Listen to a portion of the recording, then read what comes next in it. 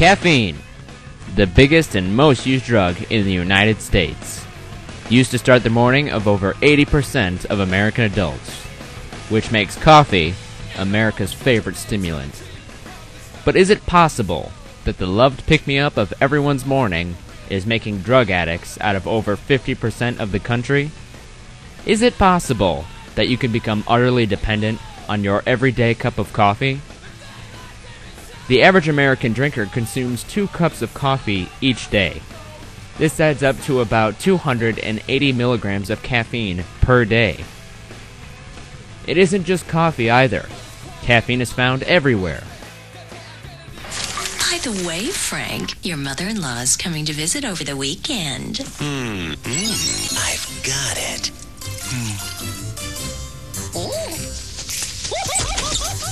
Red Bull. The best part of waking up is Folgers in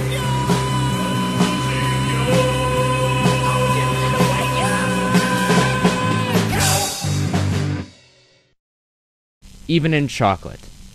People who consume caffeine on a regular basis report that they experience a variety of unpleasant symptoms when this popular stimulant is withdrawn, very similar to the symptoms felt with the withdrawal of other addictive substances.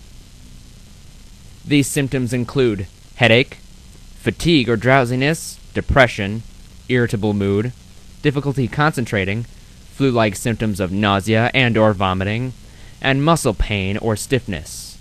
But does that make an addict out of 50% of the country? Most psychiatrists say that in order for something to be addictive, the user must develop a tolerance and therefore need more to get the same effect, and must suffer extreme withdrawal symptoms. Psychologically, caffeine can be addictive. People get in the habit of consuming caffeine every day until, eventually, they do it without even thinking about it. Someone with a mental disorder might take caffeine and become addicted under the false idea that it helps them deal with the disorder. Caffeine can also be fatal to those who overdose to the extreme. There are several reports of people who died after submitting to unorthodox practices such as caffeine injections or coffee enemas. However, the lethal caffeine level is equivalent to over 80 cups of coffee. Treating an addiction to caffeine is tricky.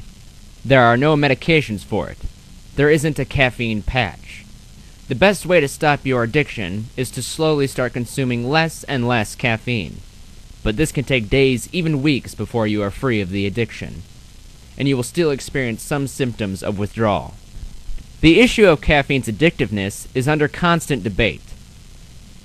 Since no one knows just how addictive it is until they try it, I decided to conduct an experiment. I started drinking coffee every morning, and pretty soon, the best part of waking up was Folgers in my cup. I drank coffee for weeks, and when I stopped, I experienced an awful headache, miserable fatigue, and I felt that I was angry. I'm sitting here editing this movie. I haven't had any coffee today, and I feel like I also noticed that I found it difficult to use the bathroom, but I think that was unrelated.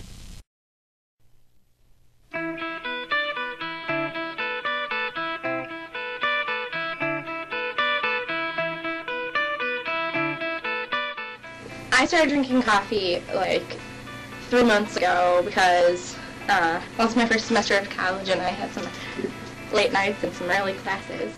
I don't remember when I first started drinking coffee, but I think it was after I graduated high school.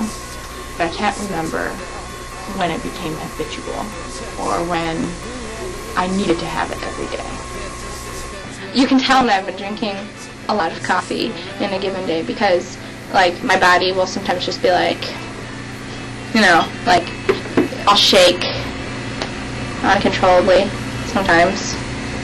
I know everyone likes the taste of coffee. I really hate the taste of coffee, but I drink it because I want the caffeine.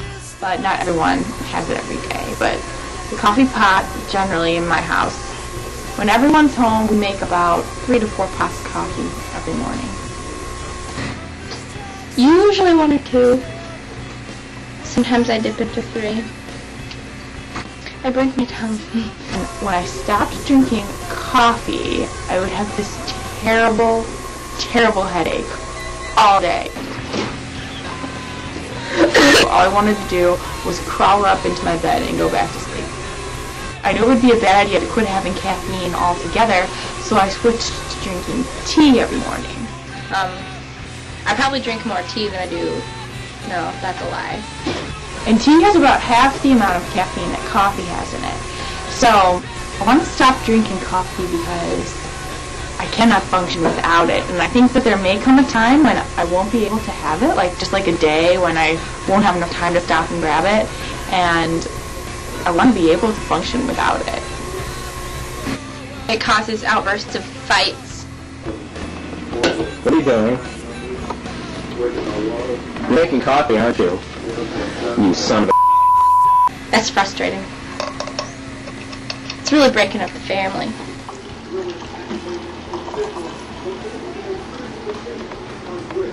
Another pot? Don't you see what you're doing to the family?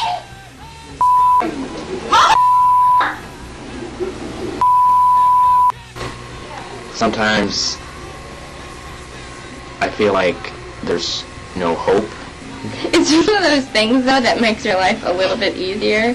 It's in my schedule. Like, I know that every day I'm going to stop at the coffee shop. Those people that are like such coffee junkies that they go and they get a latte like every day. Let's say you spend, we'll round up and we'll say $4 a cup of coffee every day. That's I look at my little sister and I say, just go on, you know, live your life, you know, don't do what I did.